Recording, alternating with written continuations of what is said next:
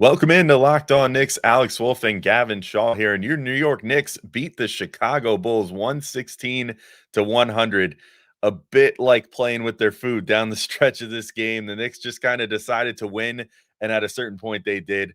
A lot of that was thanks to career-high 20 rebounds from Isaiah Hartenstein. He had a huge impact. Jalen Brunson and Julius Randle, 60-plus points between the two. Jalen Brunson almost matched his career high in assists again. Super impressive. But this bench unit might need a little bit of work. So we're going to talk about it next on Locked On Knicks. You are Locked On Knicks, your daily New York Knicks podcast. Part of the Locked On Podcast Network. Your team every day.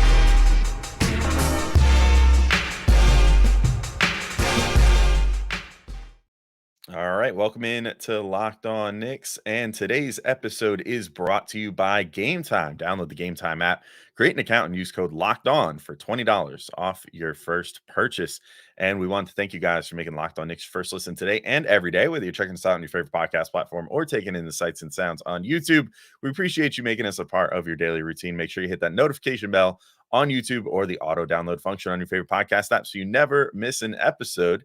Especially because trade season for the Knicks right now, we're here for you guys sometimes more than 5 days a week. So, you never want to, if we got an emergency weekend drop, want to make sure you don't miss that.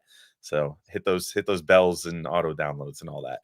I'm Alex Wolf. I'm editor-in-chief of Knicks site, The Strickland, which you can find at strick.land. And he is Gavin Shaw, your favorite play-by-play broadcaster's favorite play-by-play broadcaster. And your New York Knicks are playing like your favorite team right now. A favorite team you can be proud of, that's for sure, at least. That's an important qualifier. Yeah, it's always your favorite team. But, a favorite team that you can look at and go, woo, what's going on over there? What are they cooking? The pride comes and goes over 20 years. But yeah, sorry, go ahead, Alex. It does, but lots of it right now in abundance. At this particular moment. The Knicks win 116-100 over the Bulls. Gavin, extremely frustrating first half in this game. The Knicks committed enough turnovers for like a game and a half in the first half, and I think they ended the first half at 13. Yeah, but I think they did most of those in the first 8 minutes. It felt like it was very sloppy, and it sort of let the Bulls get into this game. The Bulls were also shooting hot. OG Anunoby found some foul trouble early, which made it so he couldn't quite get in a rhythm in the first half. And then in the second half, Jalen Brunson and Julius Randle were like, oh yeah, we're the two best players on the floor. Let's just pass the ball back and forth to each other and make lots of shots and win this game. And OG Anunoby was like, I'm really good at defense, so why don't I just do that? And Isaiah Hartenstein was like, Andre who? And just completely bodied Andre Drummond, despite Drummond having his own night to some degree on the offensive glass or whatever. Hartenstein just absolutely dominated on the glass in this game. So I feel like Hartenstein's the place to start because, I mean, he's the guy who set the career high. So it seems like no better time to lead a show than this one.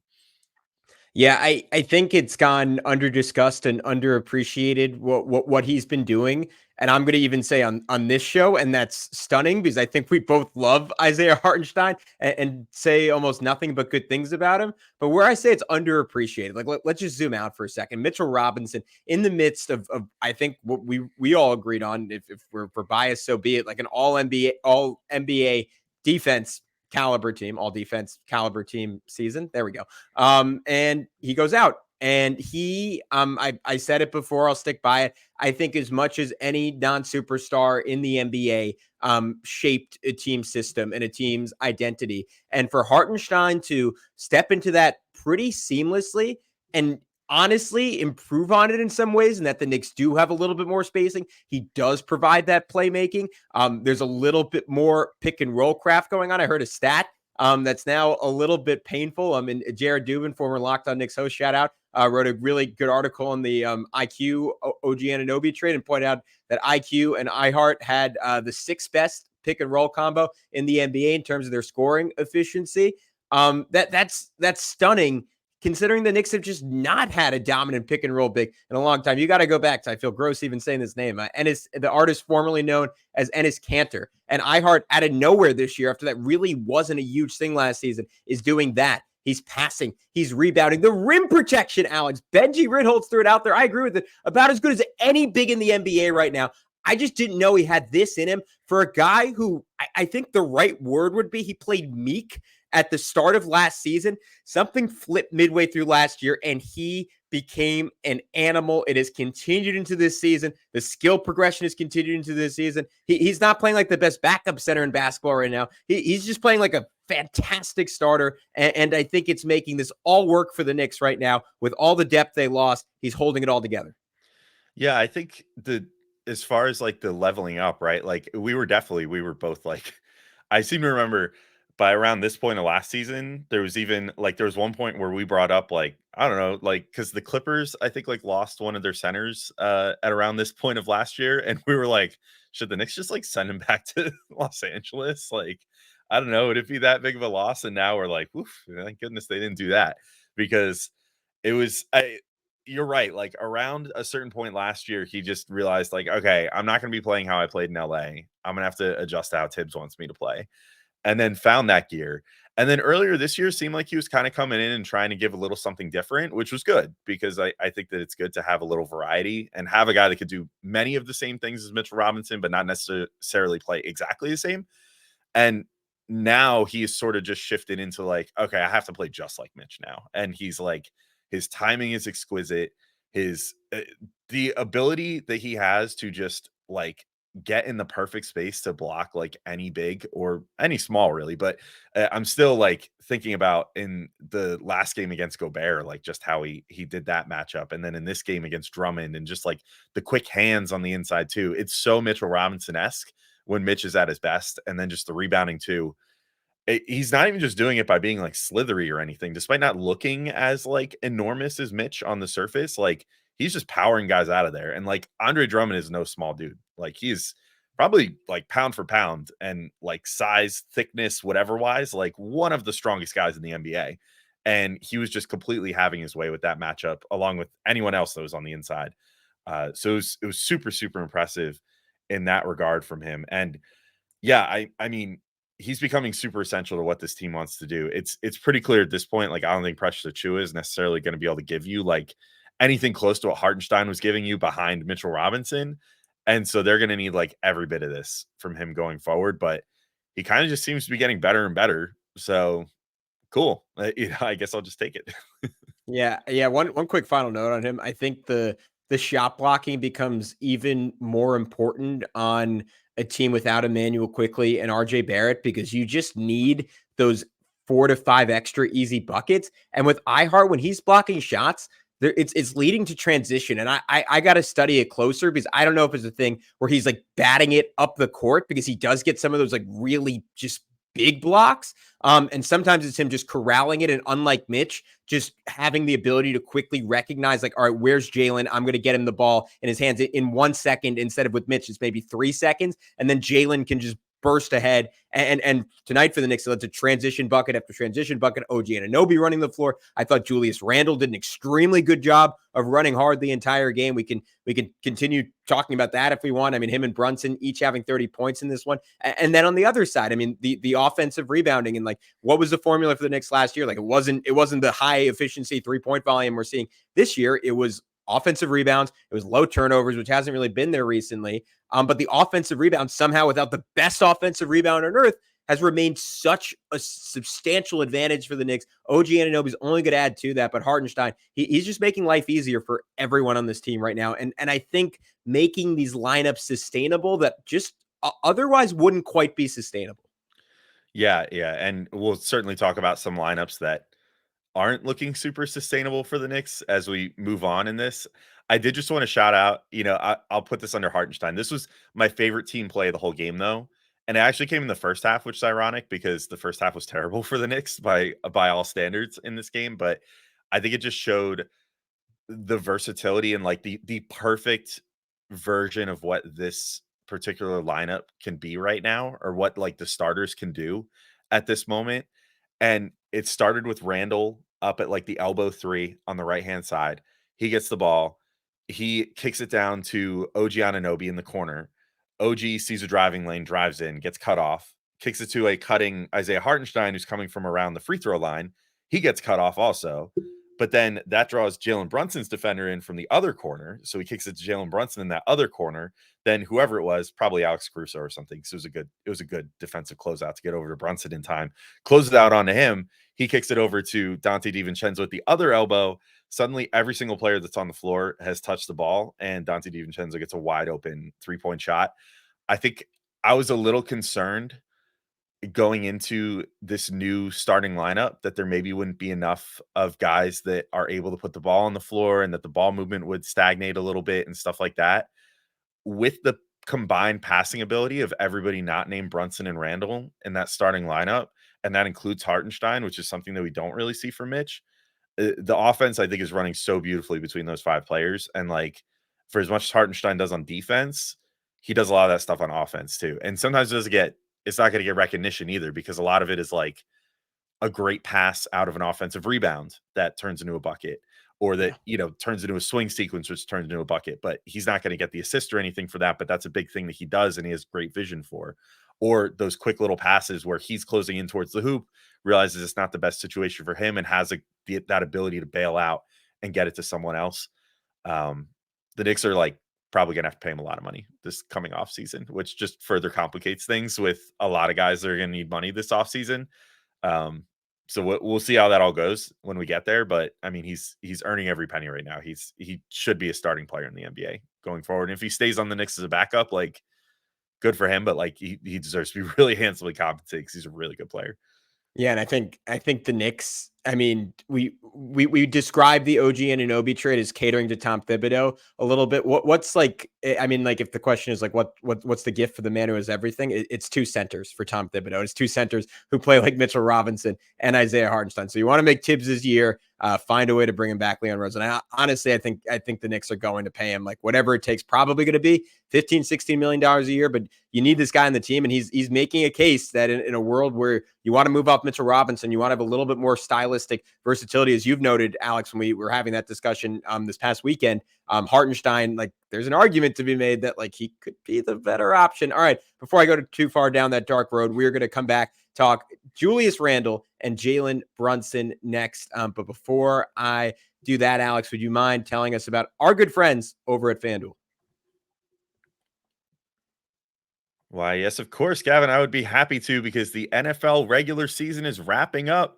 Thank goodness if you're a New York sports fan, but there's still time to get in on the action with FanDuel, America's #1 sportsbook. Right now, new customers get $150 in bonus bets guaranteed when you place a $5 bet. That's $150 in bonus bets, win or lose. The app is so easy to use, and there's so many different ways to bet, like live same-game parlays. Find bets in the new Explore tab, or you can make a parlay in the Parlay Hub, the best way to find popular parlays.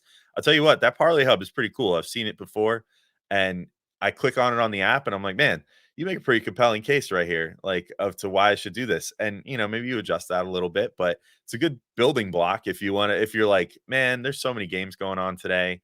I don't know exactly which ones I want to bet on, but they'll be like, here, check these out. These seem like a pretty good bet. Oh, okay, cool. I'll do that. But also same game parlays too. My absolute favorite. I got to pump them every time. I did one the other day against Timberwolves. I came up, unfortunately, drastically short thanks to Jalen Brunson's tough game and Karl Anthony Towns not being able to grab a rebound. But it's one of my favorite ways to spice up a Knicks game for like $2, where you're like, oh, the Knicks won, and maybe I get a chance to win like $100 on a $2 bet. That's pretty fun. So visit FanDuel.com/lockedon and make your first bet a layup. FanDuel, official partner of the NFL. All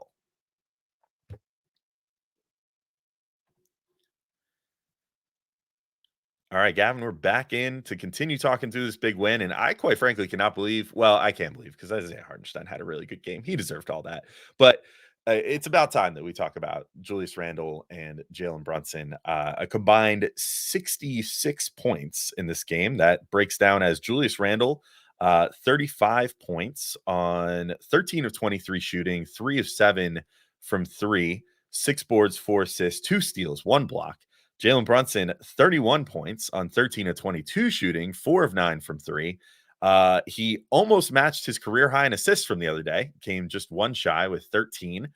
And these two guys, I thought, I mean, when I was watching in the third quarter and the fourth quarter, as the Knicks were sort of just putting their stamp on this game and putting things away, Julius especially stood out in the second half because he had a pretty rough first half. I thought that he was falling into some of his worst tendencies as far as he turned the ball over a couple times. He, all in all, I just don't think was making quite the right reads. The touch wasn't there. Like he was missing some layups that he would normally make. And, it didn't really shoot the ball all that well. Like it looked like it was going to be an off night, and it was going to be almost like the reverse of Monday, where it would be Julius having an off night and Jalen Brunson having to like pick up the slack and maybe score like 40 points or something.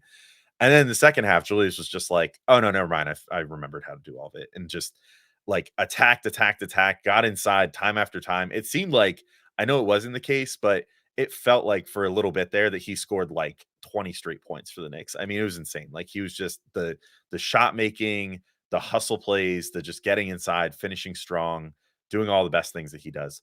But Jalen Brunson too, no slouch either. And he was doing a great job of setting up Randle for all those looks. A lot of those 13 assists came to Julius Randle because their connection was just absolute dynamite when they were on the floor together in the second half.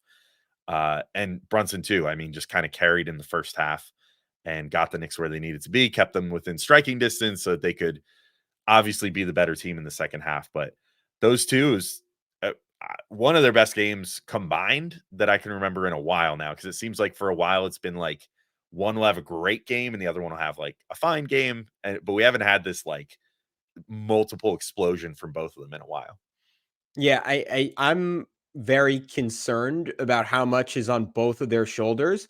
But for now, because we like to start positive on this podcast, I'm going to flip that and say the upside there is that their roles are super ultra clarified. And to be clear, the offense has always kind of been catered to Jalen Brunson first, and then Julius Randle, like a very close second, and everyone else on this team, a very distant third, right? Like that's sort of Tom Thibodeau's philosophy. It's find out who your best scorers are and figure out ways to isolate them on the best matchup ever, rinse and repeat times a billion, trillion, hopefully to a lot of regular season wins and maybe one day an NBA championship. But the fact that you take out an RJ Barrett who just by the nature of his game, it wasn't him being selfish, just sort of who he is as a player, like took away from that a little bit, both in terms of the fact that he was not really guarded and it left an extra guy stuffing the paint. And the fact that he liked to shoot the basketball, Alex, and he liked to have the ball in his hands. He liked to dribble the basketball. And you plug in OG Anunoby, who you have to guard on the perimeter, and he does not like to pound the basketball, or at least he holds himself back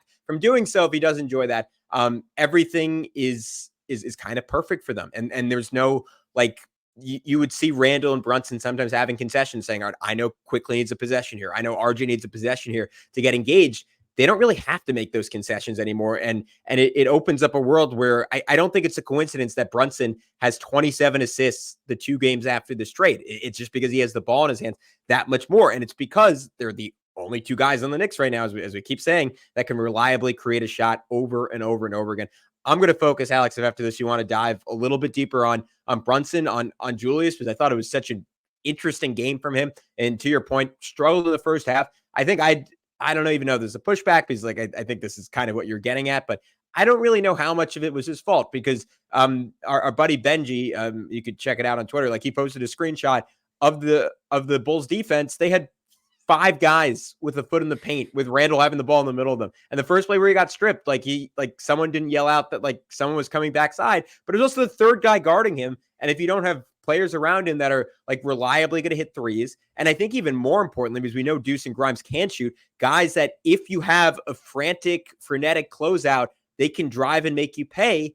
The Knicks become absurdly easy to guard. And we're going to get into that. But then second half, Tibbs made adjustments to some extent, still put that lineup out there, but for the most part played Randle with better guys around him, and it made such a huge difference. I think the defense leading into offense, I mentioned it earlier, but Randle did such a great job running in transition. The final shot he made, or at least the final one that I put down in my notes, with the shot clock expiring, where he just bullied Alex Caruso, who was locking him up in the first half for an and one. That was like kind of an exclamation point on this win that made it 108-95, essentially put it away. And I thought defensively, Alex, Randle, like maybe OG Anunoby's inspiring him a little bit. Like he had some really good sequences in this game. My favorite one was It was Kobe White getting the ball in the corner, and Randle recognized it. And typically you'll see Randle recognize something like that happening, and he just won't move an inch. And this time he sprinted all the way over, got a contest, forced a miss, sprinted on down the court. Dante DiVincenzo hit him on a Hail Mary pass just ahead of the outstretched hand of Alex Caruso. Julius Randle laid it in. To me, that one play kind of summed up his whole night, but it was an awesome, physical, brutal performance. Like, there are nights where Randle's just making everything, like in that last Raptors game or against the Timberwolves, and he'll get 35 points.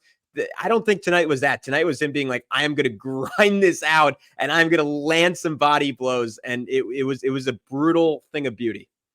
Yeah, I guess I'll just say in terms of the impact of both of them, because I do think they were pretty, especially in that second half, they were so linked. Like, they were just very symbiotic with the way that, they were playing together. Randle and Brunson. I was just called the Brunson. Yeah, let's go with their that. new celebrity couple name. I don't know. Yeah. Yeah. Anyway.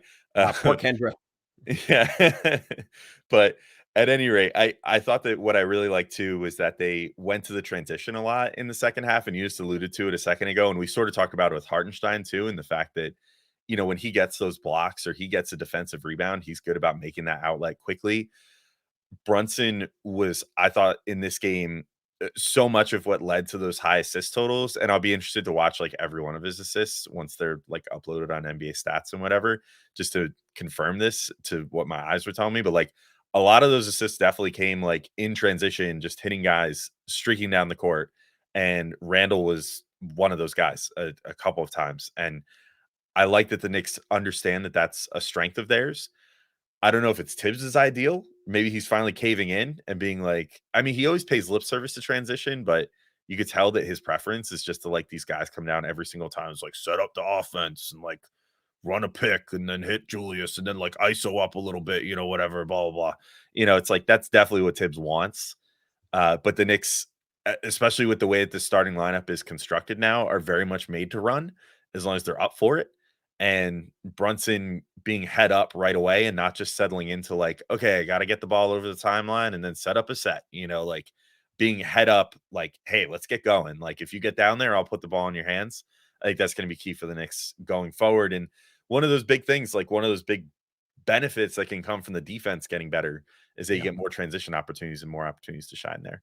Gavin, one really last quick thing on that, Alex. I think it's so fascinating because part of Tibbs, like, I don't even know if it's him being reluctant about transition. I think it's that he wanted conservative defenders in the past, right? He wanted Reggie Bullock, who was never going to get a steal, never going to get a block, but also wasn't going to make mistakes. And now you have Dante DiVincenzo in there, who's kind of a risk taker. Like, he's a safety who's going for the pick six or getting burned for the touchdown. We saw both in this game. The brilliance of Anunoby is that he can be a safe defender and still have some of the highest steal and block rates in the NBA. Hartenstein with those outlet passes. Like, I totally agree with you. They're just more built for it. And like, Josh Hart hasn't even really gotten involved yet. You got to remember, at the end of last year, like, they were top 6 in the NBA pretty much just because of Hart. So I think there's more like meat on the bone there. And that could totally transform this offense that is going to need to scrape points, because against better defenses, they're going to have some stretches where it just looks awful, which I think is what we're going to talk about next.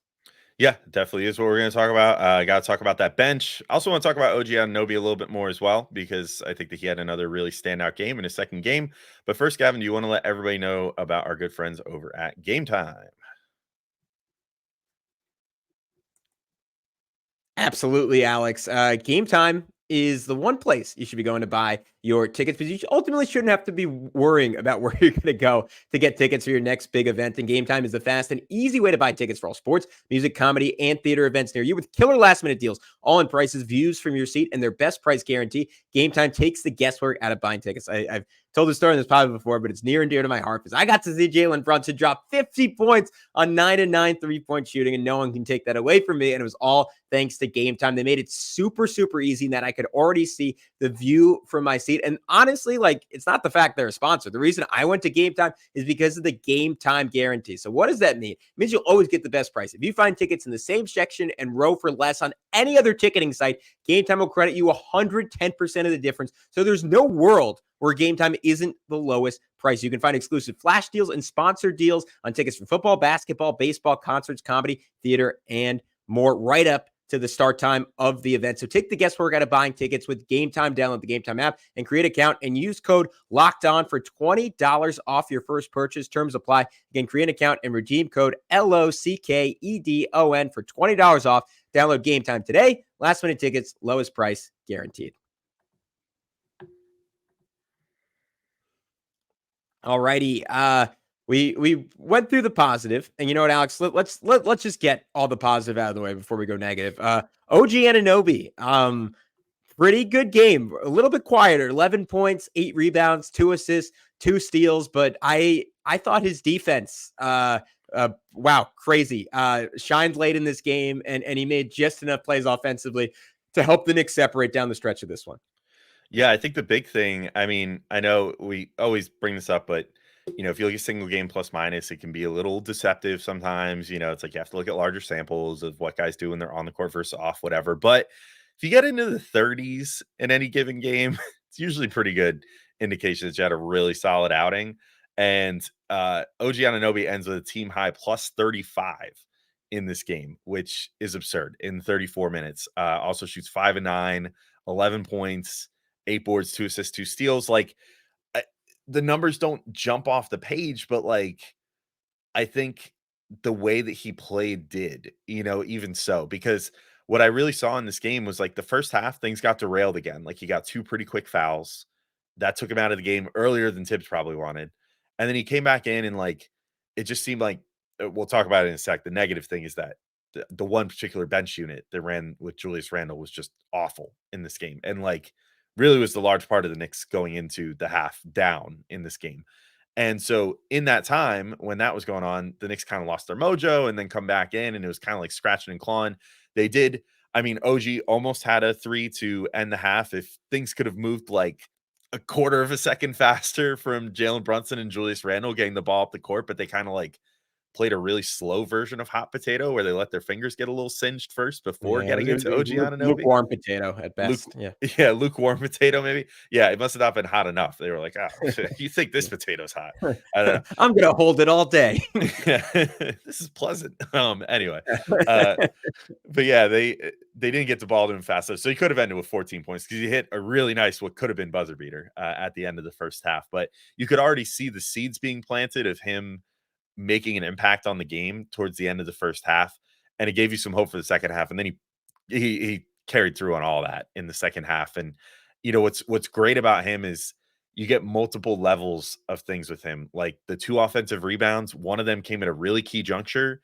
The Knicks just really needed another offensive rebound. I don't know if they scored that an offensive rebound or a steal for him, but either way, there's this semi-brutal sequence where the Knicks just could not make a shot, even though they were getting all these offensive rebounds. So it was I think it was Brunson took the first shot. I forget who took the first one, but clanked it. And then offensive rebound back out. Josh Hard, I think was the second one, misses it. And then Julius Randle took another one, didn't he? Then they get 3 3-pointers, missed all 3 of them. Finally, I think it was Caruso grabbed the ball, was getting ready to turn and go up, either him or Dosunmu. I forget who was there for that. But OG just kind of reaches in there, snatches the ball away, and is like, nope, dunk. And there was some of that athleticism that we were talking about in the last show too, where he just gives you something different on the inside. He's not, I don't know, Ja Morant or something. He doesn't have springs in his legs, but he's got functional ups and functional length. So if he's inside and you're not guarding him like someone would guard Hartenstein or something, real up close and personal, he's just going to jump and dunk on you because he's got enough athleticism to pull that off. And he certainly did that. And that was, I think, one of the bigger impact plays of the second half, as far as finally just sort of driving the knife into the Bulls and being nope, this game's over. Your time's up here. We're going to win this game, because that was pretty backbreaking for the Knicks to miss 3 shots and then still get 2 points out of it on 1 possession. So I think that was just kind of emblematic of what OG brings, as well as everything we sort of loosely talked about to this point with the deflections, the man-to-man defense. He turned the valve off on DeMar DeRozan, and then he turned the valve off on Kobe White. He kind of just went around and turned the lights out on everybody, one after the other, and was like, nope, you're not hot anymore. You're not hot anymore. It's done. Forget it. Just go home. And the Knicks sent the Bulls back 0-2 on this I don't know if they're still on a road trip, but they lost in Philly the night before in embarrassing fashion and lost similarly embarrassingly to the Knicks in this one, largely thanks to OG Anunoby on defense. Yeah, we probably haven't talked enough on this pod about the fact that like the Knicks announced that Mitchell Robinson would be out or reevaluated in 8 to 10 weeks, and then also applied for the injured player exception. I'm sorry if I'm misphrasing that, but Disabled player exception is the there we go, disabled player exception. Implying that they strongly believe that he is going to miss the entire season. But if there's some world where the first one is actually more true, and Mitchell Robinson is coming back after the All-Star break at some point this year, it would be really, really cool to see him, OG, Randle. This is a made up lineup, so I won't even have a point guard in here. Josh Hart and Quentin Grimes together, because the Knicks just feel like, I don't know if this is the right term, but more adult maybe than they did in the past. Like OG is just a freaking dude. He's a man out there. And like, I almost don't know if like it's worth describing it in a more sophisticated way. Like to me, that just sums up his impact. He's a bully. Like Julius Randle's a bully offensively.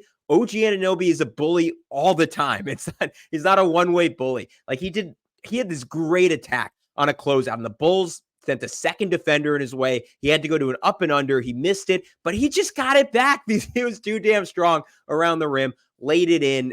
It just sometimes like I describe it, Mitch this way sometimes. I describe Randle this way sometimes. Like now OG's in this category too, where it's like a college guy playing against high school. It's like an NBA guy playing against college guys. Like he just looks too big, and his defense down the stretch was just outstanding. It was easy to miss if you weren't watching closely, if you weren't watching every clip 3 times like Tibbs. But he had like this great like slide in help defense at the rim to cause a Caruso miss. He was doing that over and over again against the Timberwolves. He had this awesome sequence where it was like Patrick Williams and DeMar DeRozan, I'm pretty sure, playing a 2-man game on the perimeter. Unfortunately, Hartenstein got flipped out onto the perimeter. So DeRozan saw that. He tried to get the ball to Patrick Williams really quick so Pat Will could drive and probably get right by Hartenstein. OG with those 7'2" wingspan arms, able to deflect it. Eventually, they do get it to Patrick Williams. Patrick Williams pretty quickly beats Hartenstein, but OG, recognizing that the shot clock's about to expire, just sprints over, gets a great contest on it, forces the miss. Did the same to Kobe White on a switch after Kobe White was just torching poor Deuce McBride earlier. What a sequence from OG Anunoby. Alex, we promised we'd get to it. We'll do it right now. The bench unit needs some help. We alluded to it a little bit when talking about Julius Randle, but that Deuce McBride, Quentin Grimes, Josh Hart, Julius Randle, Precious Achiuwa lineup is not it. Because Deuce McBride is not an NBA point guard right now. And I don't even know if he's an NBA player right now. The way I know he ended up hitting a 3 in this game, but the way he's playing offensively, even though he had some awesome moments defensively, took back-to-back charges, like that lineup just does not have enough oomph, enough spacing. It honestly, like, I think it's going to tank the Knicks in a playoff series. I know in a playoff series, you can cut down your rotation. You can play your better guys more minutes. It might even tank them in the regular season, though, as they continue to play better and better teams. It is a fire show off. That almost makes it sound good. It is a tire fire offensively. That's what I was going for. So I'm gonna throw a proposal your way that, based on our pre-show conversation, you are going to shut down. But I kind of think, hot take alert coming up here, it's Evan Fournier time. And I know he's not a point guard, which is what this unit is. This unit is desperate for a point guard that can create an advantage. But what Fournier is someone who's averaged 15 points in the NBA in 6 different seasons. He is a professional scorer. He's played in super big games, mostly on the international stage, but has played in super big games and played well in super big games. I know it's looked really, really bad whenever he's played this year and whenever he's played last year, but I think if he was given whatever it is until like the trade deadline, where he's hopefully dealt for something better, like 18 or so games to get into a rhythm, he could provide some shooting. He could provide just a little bit more playmaking, and he could provide someone who's at least confident enough to attack a closeout, run a pick and roll. We've seen him have fantastic chemistry with Julius Randle in a 2-man game. My point here, Alex, is like this team, like if they make a trade overnight for something better, that's fine. Then we don't need to go to Fournier, but they need another guy in that lineup who can just do something with the basketball. And there's nothing there right now. There's nothing there, to the point that a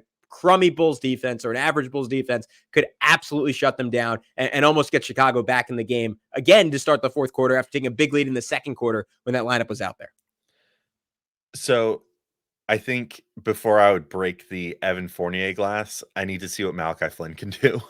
Like, I think that he's a guy that we were certainly high on going into that 2020 draft. And I remember when the Knicks took Quickley, we were like, but Flynn was right there. Like we were like super Yeah. into him. Yeah. How the turntables. But like, Yeah. I think that I would more want to see him in 9 minutes per game than Fournier, because as much as Fournier can make shots, I guess the other alternative that I would throw out there is don't even put anyone, like, if you're gonna throw Fournier out there, just figure out a way to keep like DiVincenzo out there an extra 10 Yeah. minutes or something. Like play DiVincenzo 33 minutes and then, I don't know, Hart an extra 2 minutes or something like that. Like just do that and just play the like super cutty, shooty brand of basketball that those guys play. Like just everybody's making off ball cuts, everybody's trying to get inside, just try to feed them backdoor, try to hit guys, coming around, swinging around on the perimeter. Like just play a nonstop motion, like create like a orbit around Julius Randle of just, like 3-point shooters and cuts, if that's going to be your lineup. That said, like, I did like that Tibbs sort of adjusted a little bit in the second half. And instead of going to Randle as the last man standing out of the starters for an extended period, he went with Brunson going up until like butting up to the fourth quarter, basically, and then went to that lineup. And I wish he had just kind of not gone back to that lineup, because when he put them back out there, I think it was to start the fourth. Maybe they had a second at the end of the fourth, but I just remember at the start of the fourth quarter, I'm looking and I'm like, you're so close to putting this game away. Why would you put that lineup back out there? Like they were nothing but a negative in the first half. Like you want to talk about single game plus minus again?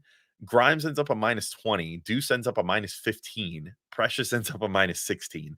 Every other player was a positive on the team in this game. And that's like a clear indication like that lineup did not work. So why would you go back to that again? Again, yeah, I'm kind of with you. Unfortunately, like the way that Deuce is playing, I don't know if they got to like send him back to the G League for a minute and just be like, hey, man, like, remember when you were scoring like 32 points per game in the G League? Like, figure that out again, please. Because we need a little more of that up here. Like, we need that confidence. Like, I know that Tibbs is notorious for the quick hook and whatever, but he is definitely giving Deuce a chance here. And Tibbs likes Deuce, apparently. Like, that's why they extended him and everything else. Like, he officially can't be traded until I think this offseason now, because they just extended him. So, like, he's safe. Like he should know, like you're not going to get quick lead here. You're not going to get traded. Nothing's going to happen. I hate that as a verb, but yeah, go ahead. Yeah, you're not going to get played too little and then traded and given up on. He had 26 tonight, Alex. He had 26. Yeah, it is what it is. Go But ahead. yeah, that's basically my main point. I just think I want to see Malachi Flynn first, but then certainly if the Knicks have one more move to make, which I think we're in agreement that they do, we'll just wait on that, I guess. But I think Flynn can make a better stopgap than Fournier if I'm a betting man. I just think Fournier would turn what's already a tenuous situation in that backup unit, with Precious clearly not being like anything close to what Hartenstein's giving you at the center spot. Like, I just don't think you want to be like, oh, let's throw another like awful defender out here and just see how things go. Because I think you might make up for some of the losses on the offensive end, and get some points back with Fournier. But we've seen, and this is why he doesn't play anymore, and it's just essentially a chunk of salary now, that he just gives up more than he gets on that end at this point in his career. So we'll see how that all goes ultimately. But Gavin, I think that's it for me. That was the only thing I wanted to gripe about, because otherwise it was a pretty fun game. But the Knicks have a much stiffer test on Friday against the Sixers, which hopefully they're able to smooth out a couple of these little bad things, because they're not going to get the opportunity to just stomp the Sixers like they did the Bulls today. Yeah, I was saying it to you pre-show, but I think it was 54-44. And then from there, the Knicks outscored them 72-46 when they're like, all right, let's take things seriously. My final point on that lineup is it might be a disaster with Fournier, but I think it would be a funnier and more enjoyable disaster. So that's kind of where I'm at on that. And I'm looking to be entertained. That's what basketball's for at the end of the day. Final thing, clean up the turnovers. Jalen Brunson, he's been like obviously fantastic to see him get off the schneid, to use an Iron Eagle term. In terms of his shooting, that was great. Passing was great. 4 turnovers. Some of that is part and parcel to just having the ball in your hands a lot. But it's weirdly been him, Josh Hart, and Owak. I always forget it. RJ Barrett, who have been kind of the culprits the last 5 or 6 games for the Knicks, and I like just slightly better decision making. The bright side of that is like a lot of times it's just in an effort to overpass, and this team has done a great job moving the basketball. The OG Anunoby era is super duper fun. We're not going to talk about those other two guys who had pretty good games tonight for the Raptors. Maybe that's a show for another day. But until then, he's Alex. I'm Gavin. Big Knicks win. We will talk to you very, very soon on Locked On Knicks.